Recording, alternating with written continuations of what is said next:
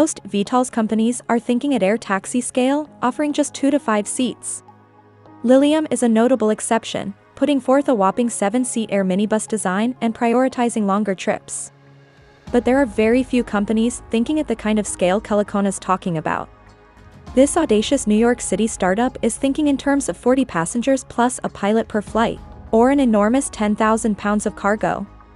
And apparently long distances and high speeds too, since the Kelekona website promises these VTOL sky buses will make the 330-mile run between LA and San Francisco in just 1 hour.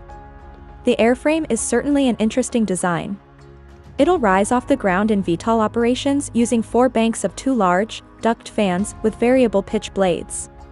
These fan banks will tilt forward to get this giant bird moving into forward flight, but where most vector thrust VTOLs have large, wide wings, Kelekona plans to rely on the body shape alone to provide enough lift for efficient forward flight. Thus, it's got a chunky, flat, wide body with a mild teardrop shape to its side profile.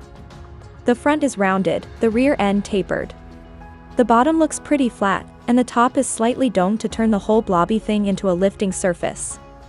The look is bizarre and a little blimpy, and we're fascinated to learn how the aerodynamics will work out.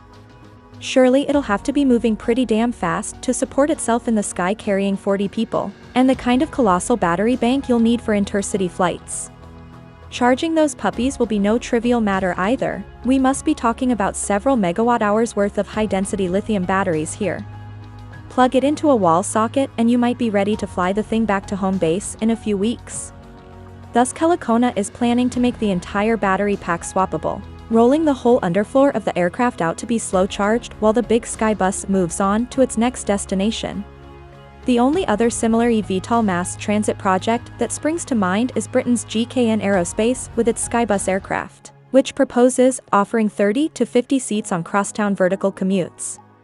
But GKN is planning to use 2 enormous connected wings to get the job done. The advantages and disadvantages are immediately clear. The GKN design will produce a lot more lift, flying much more efficiently at slower speeds, but with 50 seats in its cabin it may well be as wide as a Boeing 747. Finding space to safely launch and land these things in city areas won't be easy. The Kelekona design, on the other hand, might be able to operate off something 3 to 4 times the size of a regular helipad. Still challenging to make space for in an urban environment, but easier than if it had a couple hundred feet of wingspan to think about.